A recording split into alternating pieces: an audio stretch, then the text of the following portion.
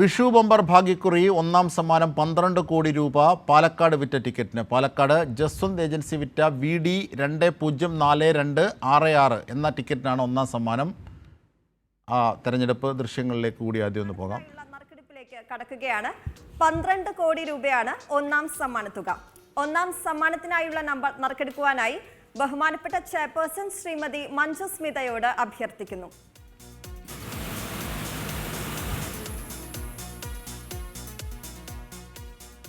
Vishu bumper ഈ number അച്ചടിച്ചിട്ടില്ല. നറുക്കെടുപ്പ് ഒരിക്കൽ കൂടി നടക്കുന്നു. വസ്ത്രമർത്തുവാനായി ശ്രീമതി മഞ്ജു സ്മിതയോട് അഭ്യർത്ഥിക്കുന്നു.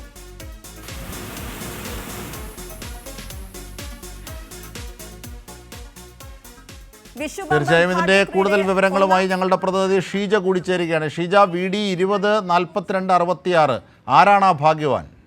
അറിഞ്ഞിട്ടുണ്ടോ? പാലക്കാട് നിന്നുള്ള ടിക്കറ്റാണെന്ന് അറിഞ്ഞു അല്ലേ? തീർച്ചയായും പാലക്കാട് നിന്നും വിറ്റ ടിക്കറ്റിനാണ് ഈ ഒന്നാം സമ്മാനം അടിച്ചിരിക്കുന്നത്. 12 കോടിയുടെ വിഷു ബമ്പർ അടിച്ചിരിക്കുന്നത്. അതായത് അജീബ് ഷാദ് സൂചിപ്പിച്ചതുപോലെ തന്നെ VD 204266 എന്ന ടിക്കറ്റ് നമ്പറിനാണ് അടിച്ചിരിക്കുന്നത്.